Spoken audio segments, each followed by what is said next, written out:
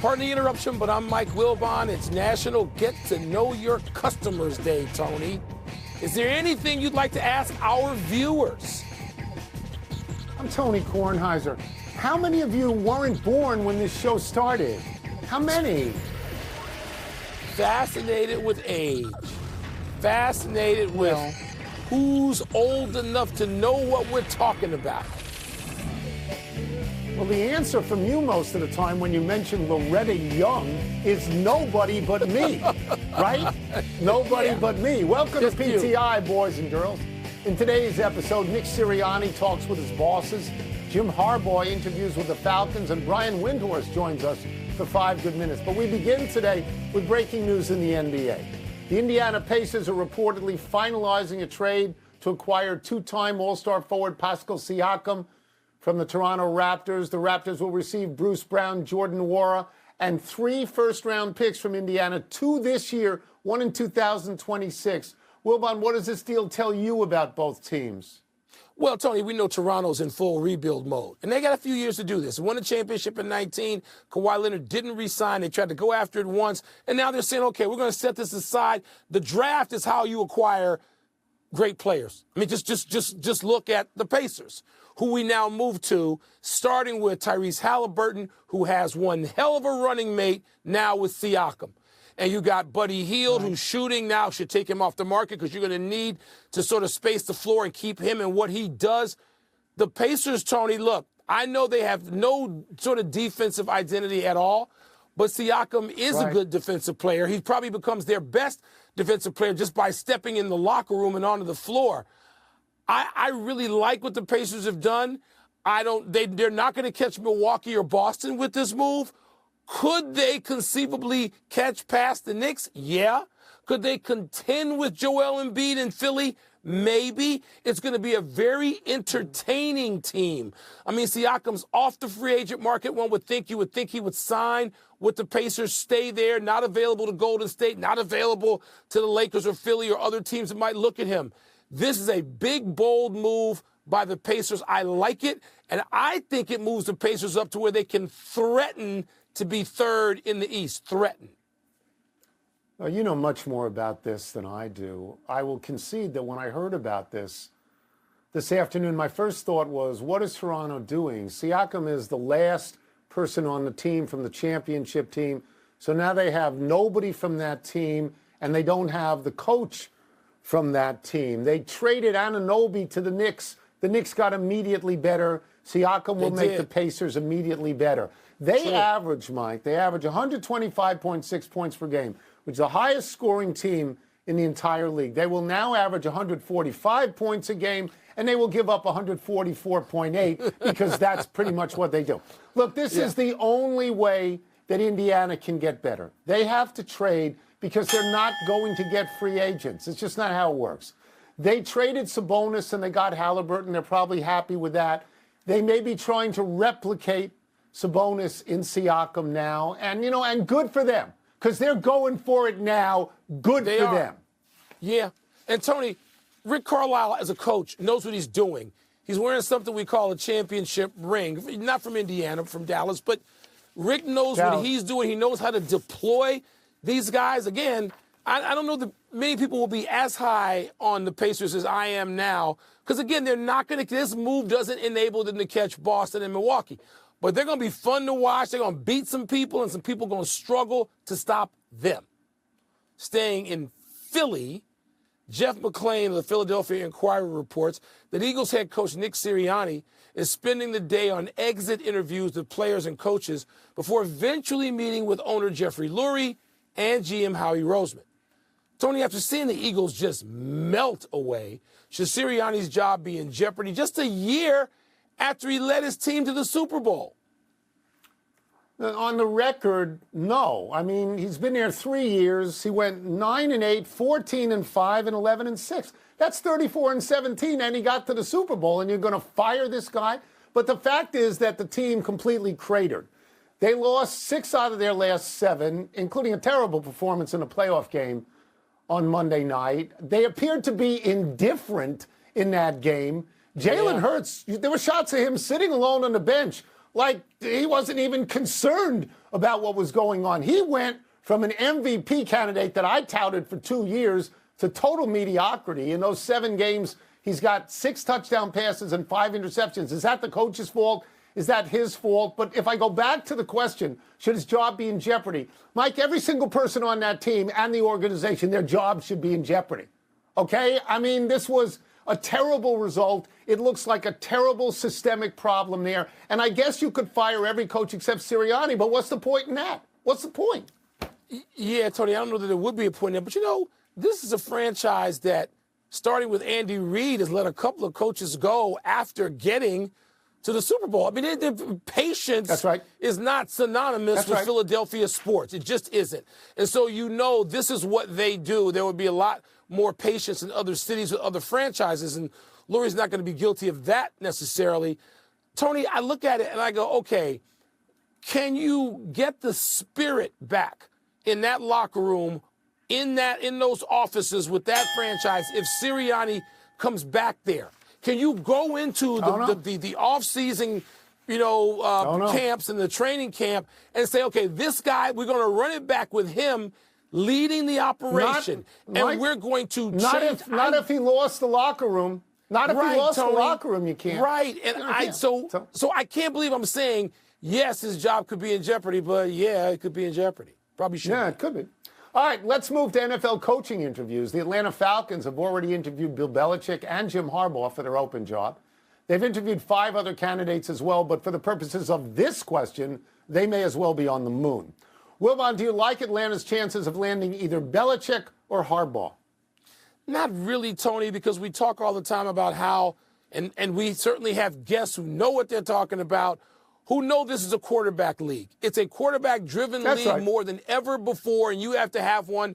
And Atlanta doesn't have that. Now, they could make a trade and have one that appeals to these coaches. But in the cases of Belichick and Harbaugh, they weren't being interviewed. They interviewed. They take this interview because of the respect of the owner that they have, but they were doing the interviewing. They're sitting there going, okay, I'm sitting here in Atlanta with you, or wherever they met because a G6 took them there, and they say, why should I come here? Tell me what it is about your organization, your franchise, your locker room, your culture. Why should I even think about coming to coach you? Convince me. That's where Belichick and Harbaugh are. The others are being interviewed. Yeah, you're right. You're 100% right about a quarterback. They don't have a quarterback. Belichick just spent 3 years without a quarterback, and now he doesn't have a job.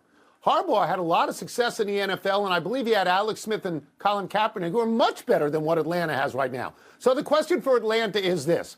Do you trade for Russell Wilson? Do you trade for Justin Fields? Do you sign Kirk Cousins as a free agent? Because neither of these guys is going there if you don't have a big-time quarterback. I mean, it really is that simple. You can't win without it. Nobody wants to spin their wheels. Do they make that kind of move? Honestly, Mike, if I'm Belichick, I'm sort of waiting on Dallas. My mentor, Bill Parcells, went to Dallas. Maybe you can win in Dallas, but I don't see the attraction of Atlanta, and I don't think Tony, you do either. I don't either. Maybe Arthur Blank has something to say, to whisper in their ear to make it seem more attractive. Quarterback's like name. We're going to get one of those quarterbacks you mentioned. But, Tony, the Chargers have a young quarterback, and they got defensive studs. They got a couple of guys on defense going to a place called Canton. So, there are other places that those two coaches could go where the pieces, and Dallas is one, seem to be in place. Let's take a break. Coming up, what's the significance of Joel Embiid and the Sixers beating Nikola Jokic and the Nuggets last night? We're going to ask Brian Windhorst. We'll also ask him about the choices the Lakers face as they creep toward the trade deadline. Hey, Wilbon, your boy Grayson Allen had 9 threes last night for Phoenix. Pardon the interruption is presented.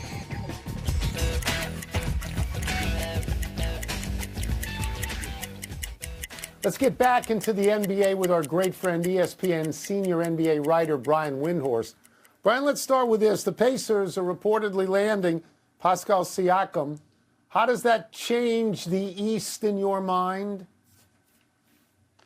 Well, the Pacers are getting a high-level player. Siakam has been All-NBA twice. He's not a number one, but they're hoping they have a number one in Tyrese Halliburton.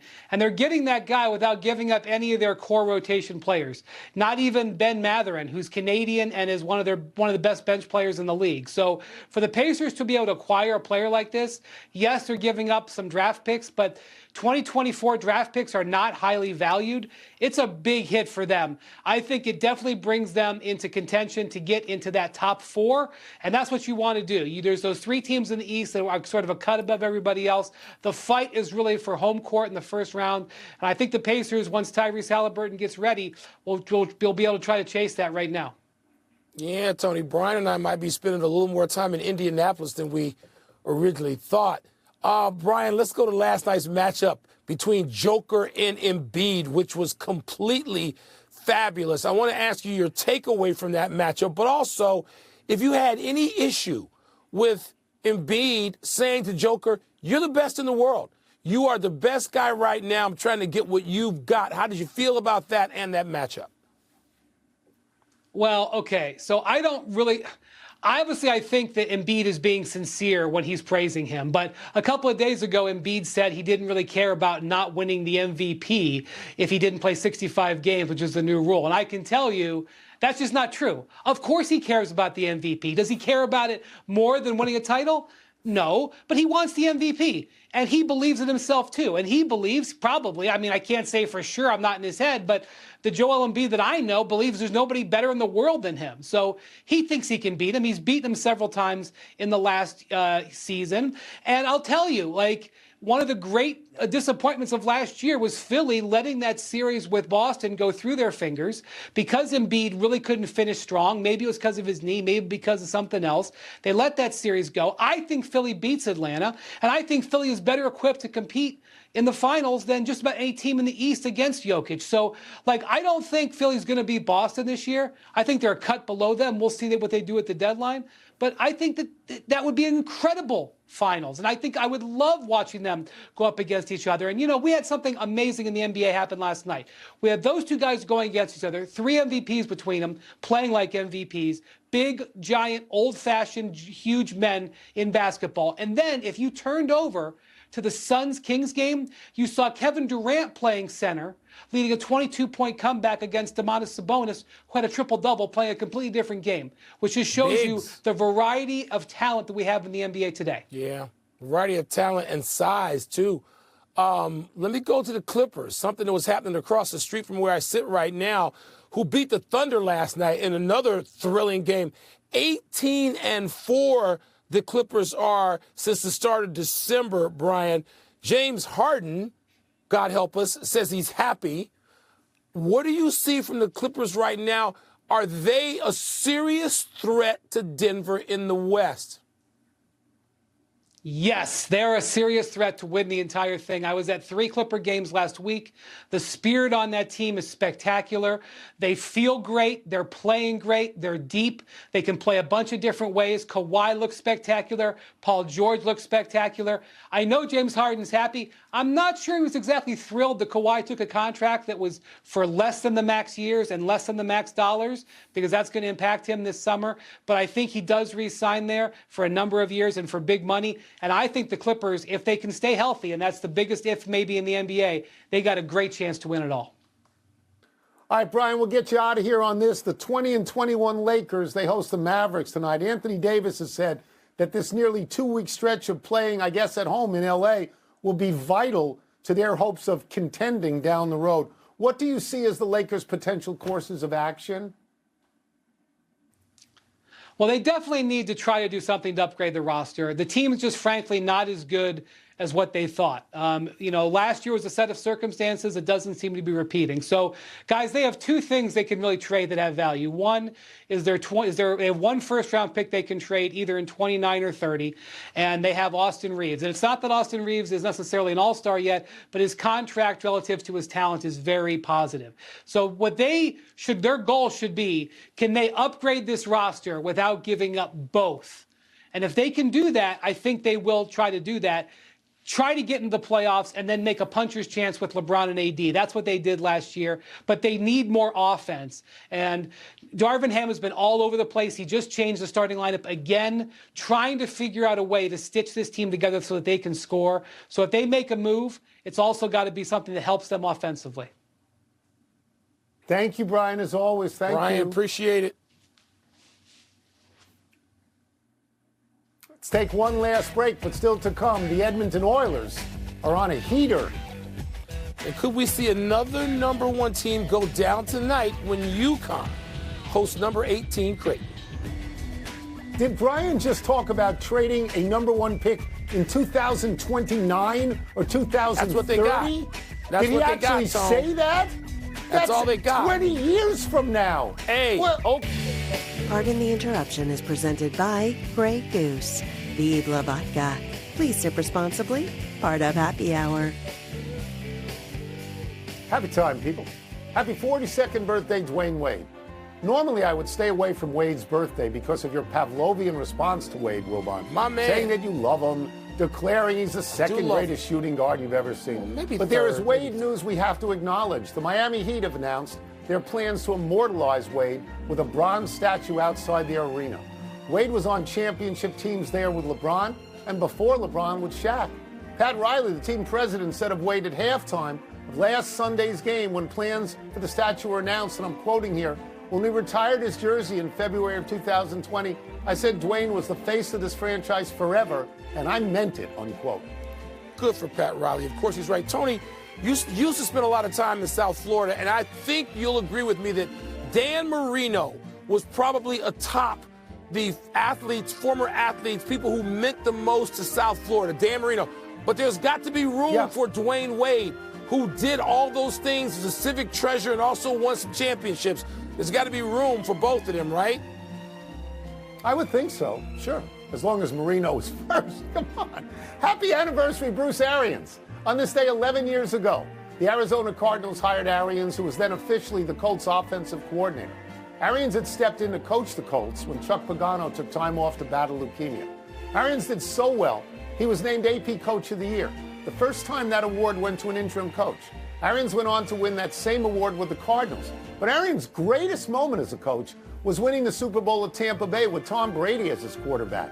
At 68 then, Arians is the oldest coach to win a Super Bowl. He's now a consultant with the Bucs and very enthusiastic about Brady's replacement, Baker Mayfield. Tony, the league is boring, more boring, less exciting without Arians, who I know you believe was engaging and fun, even entertaining. He could be one of the Sunshine Boys with Pete Carroll and Belichick, couldn't he? Yeah, but he promised me a hat and he never sent it. Happy trails to last night's game for the Maple Leafs. The Edmonton Oilers continued on their heater last night as they won a team record 11th straight game, beating Toronto 4-2. Edmonton was down 2-0, then scored 4 straight goals. They've trailed in 7 of these 11 straight wins. Leafs coach Sheldon Keefe said, quote, "They've been the best team in the league for the last 2 months by a mile," unquote. It started when they fired coach Jay Woodcroft and brought in Chris Knobloch. The Oilers were 3-9-1 when they made that change. They're 21-6 since. Tony, when you say team record for Edmonton, a franchise that has 5 Stanley Cups, I mean, that is a big deal for that franchise. Interesting to see how long they keep this going. We also want to express our sympathies over the passing of Warriors assistant coach Dejan Milojevic. The 46-year-old died after suffering a heart attack at a private team dinner in Salt Lake City. Milojevic joined Steve Kerr's staff in 2021 and worked with centers and forwards. He was closely associated with the early development of Nikola Jokic in Serbia. The NBA has postponed tonight's game between the Warriors and the Jazz. Yeah, Tony, it's just an incredible thing that Milojevic passed and had a heart attack at 46 years old. Quite a playing career, 15 years overseas, a guy that is really acknowledged and liked tremendously around the league. And you can understand why the Warriors are just jarred from this happening in front of them as this news spreads throughout the NBA. Completely understand. Let's go to the big finish if we could. The Kings blew a 22-point fourth quarter lead, lost to your Suns. Explain that. It's hard to explain the Suns, Tony. They've been the worst fourth quarter team in the NBA this season. And all of a sudden, they broke out of it last night. We'll see if they can stay out of it with all those guys healthy and playing and shooting it well. Alex Van Pelt says he's out as Brown's offensive coordinator. Does that make sense? No, they were 11-5. They went through 4 quarterbacks. It can't be his fault. They did well. Stop it. Bernard Langer says this will be his final Masters this year. Your thoughts? I know he's 66 and he's missed a couple of cuts, but he also won the U.S. Senior Open last year. He wins still. I want to see him play. Number 1 UConn hosts number 18 Creighton tonight. Are you smelling upset? No, let's let a number 1 team continue.